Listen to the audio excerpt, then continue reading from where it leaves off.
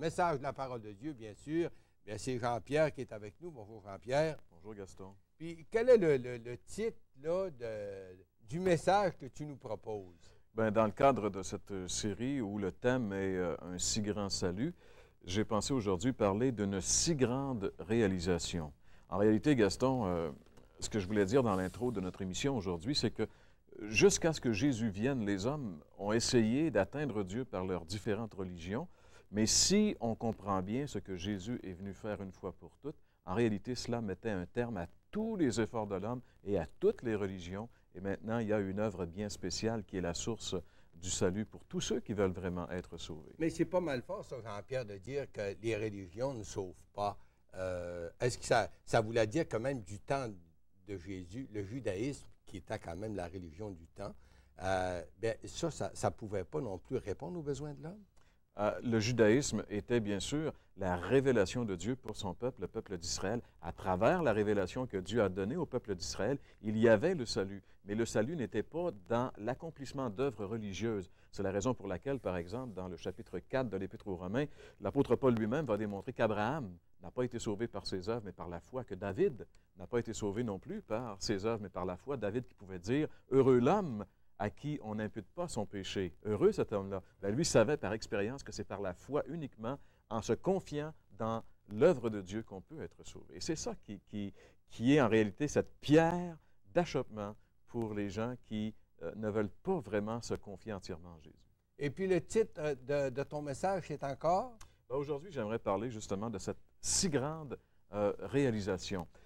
La Bible nous dit que durant les 6 heures que Jésus a été exposé, cloué sur la croix dans des souffrances horribles, il a prononcé 7 paroles. Ces 7 paroles, qu'on appelle habituellement les 7 paroles de la croix, eh bien, sont très significatives. Chacune de ces paroles-là a une signification profonde. Alors, pourrais-tu nous parler de ces 7 paroles que le Seigneur a prononcées en croix? Eh bien, rapidement, on peut peut-être survoler. Il y a d'abord ce qu'on appelle la première parole, la parole du pardon.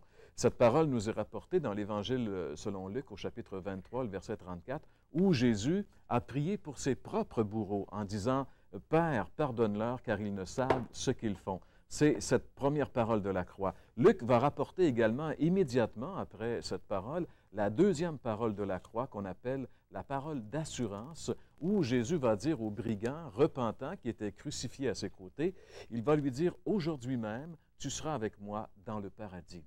Par la suite, il semble que la troisième parole de la croix fut celle qu'on appelle la parole d'affection, où Jésus va confier sa mère aux bons soins de son meilleur ami, l'apôtre Jean, et que justement, Jean, dans son propre évangile, va décrire en ces termes « Femme, voici ton fils » et aux disciples « Voici ta mère ».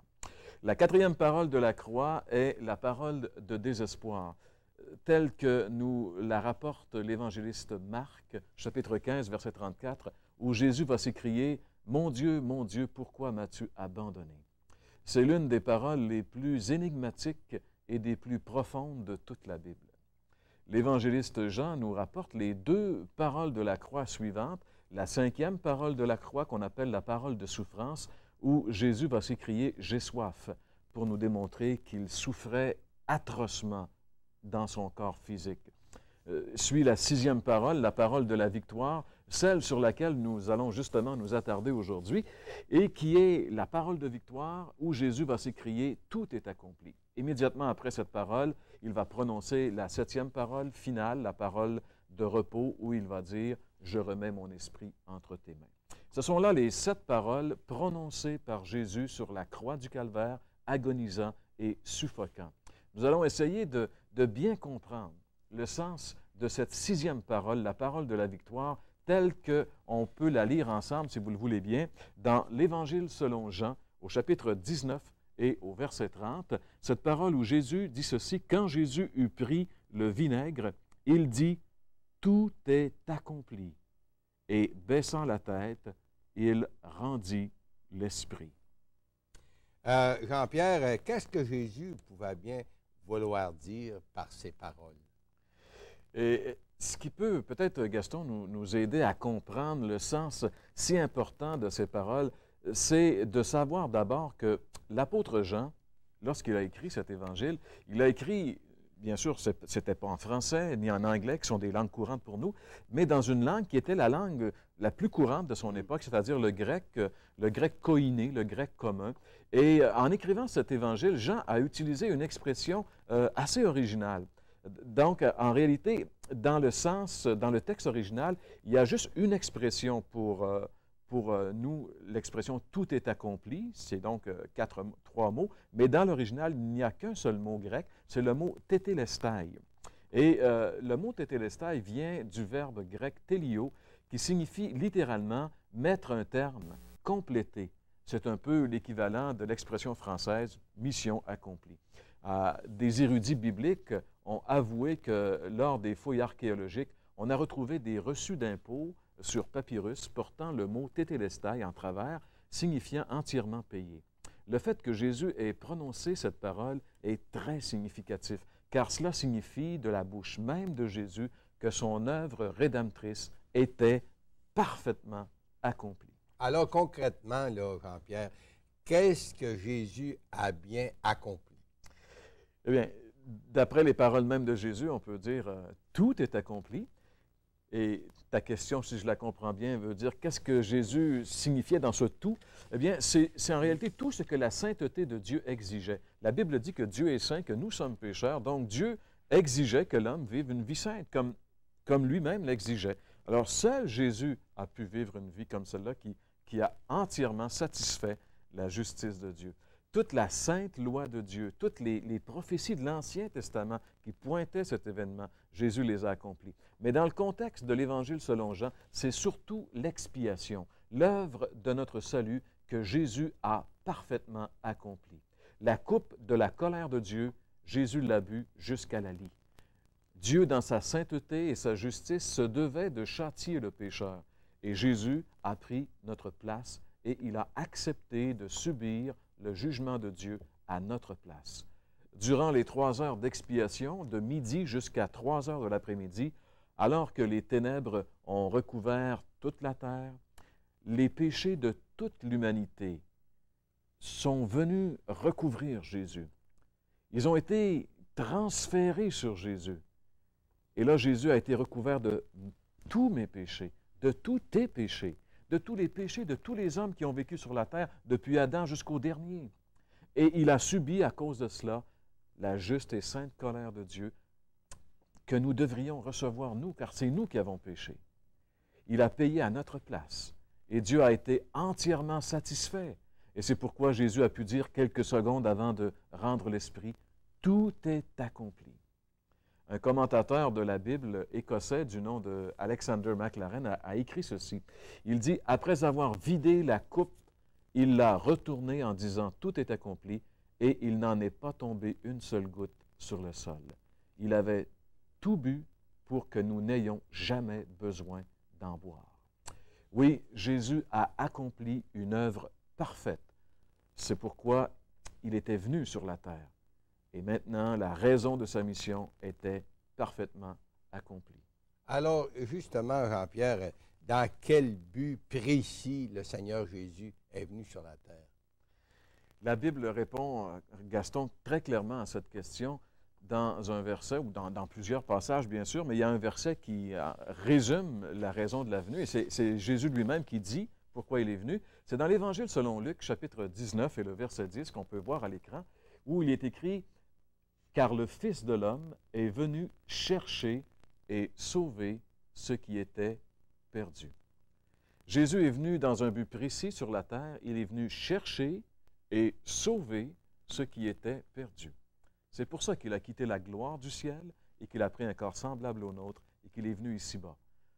Il y a quelques mois, on a fêté la fête de Noël et la plupart des gens se rappellent, ou enfin ne serait-ce que pour quelques minutes, que Jésus est né dans ce monde.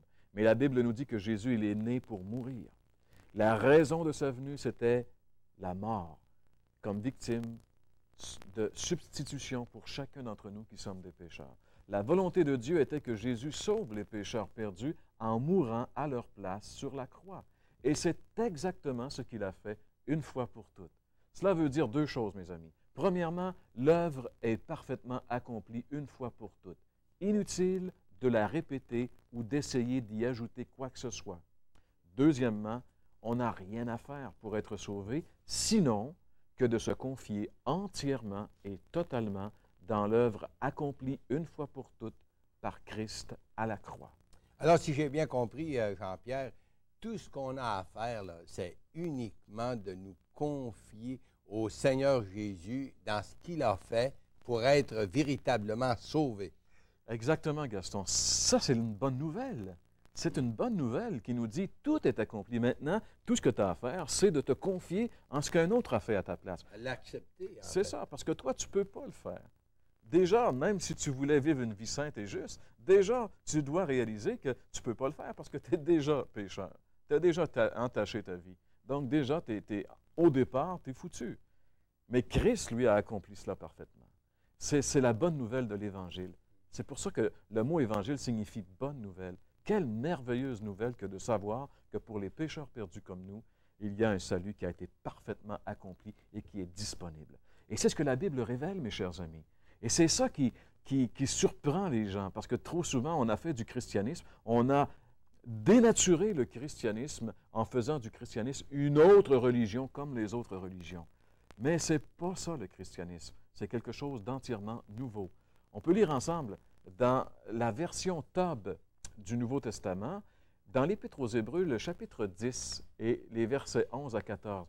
Écoutez bien, et ce n'est pas moi qui le dis, c'est la Bible, et même encore, c'est cette version Tob qu'on appelle la version traduction écuménique de la Bible.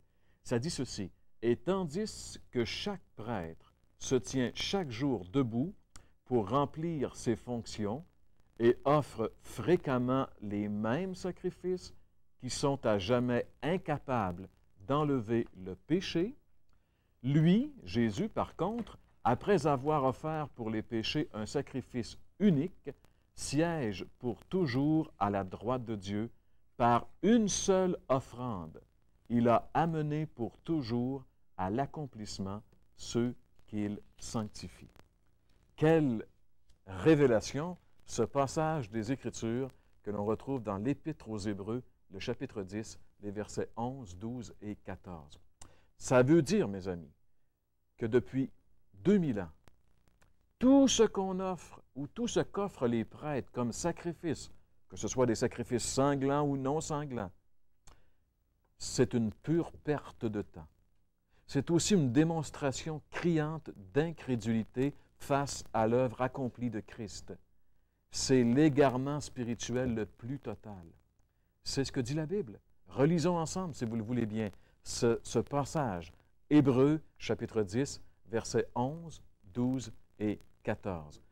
Il nous est dit ici que, tandis que chaque prêtre se tient chaque jour debout pour remplir ses fonctions et offre fréquemment les mêmes sacrifices qui sont à jamais incapables d'enlever le péché, lui, Jésus, par contre, après avoir offert pour les péchés un sacrifice unique, siège pour toujours à la droite de Dieu. Par une seule offrande, il a amené pour toujours à l'accomplissement ceux qu'il sanctifie. Et encore, on pourrait voir que ceux qu'il sanctifie, ce sont ceux qui, justement, ayant cru en Jésus, ont été mis à part par lui. C'est vraiment extraordinaire, Gaston, lorsqu'on médite un peu sur les paroles de ce passage des Écritures. C'est incroyable ce qui nous est dit là, en réalité. Ça, c'est vrai, ça. Hein? Ça voudrait, en fait, ça veut dire que gagner son ciel, là, bien, c'est quelque chose, d'impossible. On ne peut pas gagner son ciel, hein, parce que tout a été payé à la croix. L'œuvre est terminée. Le Christ, il est à la droite de Dieu. Et puis, le salut est offert comme un don gratuit. C'est pour ça que c'est dit comme ça dans la parole. Exactement. L'expression « gagner son ciel », si c'était vrai, ça voudrait dire que Jésus aurait manqué son coup sur la croix. Jésus n'aurait pas tout accompli. Jésus serait même menteur jusqu'à un certain point, parce que lui-même, de sa bouche, il a dit « tout est accompli ». Et le message que les apôtres avaient à livrer, lorsqu'on le voit dans les Actes des apôtres, c'était justement ce message merveilleux de dire aux gens, maintenant tout est accompli, tout ce que vous avez à faire, c'est de croire. Lorsque l'apôtre Paul était dans la prison de Philippe et qu'il y a eu ce tremblement de terre, que le geôlier a dit, qu'est-ce qu'il faut que je fasse pour être sauvé? Immédiatement, Paul lui a dit, crois au Seigneur Jésus et tu seras sauvé. C'était ça le message de l'Évangile, la puissance du salut pour quiconque croit. Et c'est difficile à comprendre pour les gens, et c'est particulièrement pour nos amis québécois, avec notre arrière-plan religieux où justement on a été éduqués à faire des choses pour être sauvés. Et j'ai une petite histoire qui me rappelle cette chose-là, c'est que le grand évangéliste américain du siècle passé, Dwight Lyman Moody, venait tout juste de terminer sa prédication quand un jeune homme arriva dans la place et lui demanda « Que faut-il que je fasse pour être sauvé, pour aller au ciel? » Moody lui répondit « Mon cher ami, vous arrivez trop tard. » Le jeune homme, bien sûr, reprit et dit à Moody « Je sais bien que la réunion est terminée, vous pouvez quand même me répondre. » Moody lui dit « Mon cher ami, vous êtes trop tard pour accomplir quoi que ce soit pour votre salut, parce que tout a été accompli une fois pour toutes par Jésus il y a 2000 ans. » C'est ça l'Évangile, c'est ça la bonne nouvelle. La religion et toutes les religions, même les soi-disant religions chrétiennes, disent toutes la même chose. Faites ceci ou faites cela. L'Évangile dit « Tout a été fait. » Dans ce sens-là, aucune religion n'est bonne. Il n'y a qu'un seul chemin pour le ciel, Jésus. Le docteur Ed Harlow, dans son petit livre « Peut-on connaître Dieu ?», petit livre qu'on a offert ici à l'émission il y a quelques années, il disait ceci, « Au fond, toute religion prescrit à l'homme ce qu'il doit faire. Seule la foi chrétienne, fondée sur la Bible, dit « Tout est accompli. » Oui, mes amis, tout est accompli, parfaitement et complètement accompli. Rien ne peut être ajouté à l'œuvre de Jésus. C'est pourquoi la Bible dit que le salut de l'homme est accessible uniquement par le moyen de la foi, sans les œuvres. Si tout est accompli, Jean-Pierre, ça veut dire qu'il n'y a plus rien à faire, rien du tout, pour pouvoir aller au ciel, quoi. Eh bien, Gaston, si tout est accompli, une seule chose reste à faire, c'est d'accepter l'œuvre de Jésus et de lui dire merci. Et dans la dernière minute qui me reste, j'aimerais te demander, à toi qui as écouté cette émission, as-tu accepté l'œuvre de Christ? Es-tu confiant en lui? Es-tu sauvé? Te reposes-tu entièrement et uniquement sur l'œuvre de Jésus pour ton salut? Est-ce que tu peux regarder ta religion, tes bonnes œuvres, ta connaissance comme de la boue à comparer à Christ? Qu'est-ce qui t'empêche maintenant de te détourner de ta justice propre et de te tourner et de te reposer uniquement sur l'œuvre accomplie par Jésus à la croix? Reconnais que tu es un pécheur. La Bible dit « Tous ont péché et sont privés de la gloire de Dieu. » Reconnais que tu ne peux pas par toi-même te tirer d'affaire. Regarde à la croix ce que Jésus a parfaitement accompli pour toi. La Bible dit « Dieu a tant aimé le monde qu'il a donné son Fils unique afin que quiconque croit en lui ne périsse pas, mais qu'il ait la vie éternelle. Et reçois-le comme ton sauveur personnel. » La Bible dit à tous ceux qui l'ont reçu, il a donné le pouvoir de devenir enfants de Dieu. Dès maintenant, dis simplement « Seigneur Jésus, pardon pour mes péchés. Je te reçois maintenant comme mon sauveur personnel. Prends ma vie. » Si tu fais cette simple prière, Jésus va venir prendre ta vie et te donner une vie nouvelle et le ciel également, la vie éternelle. Fais-le et fais-le maintenant.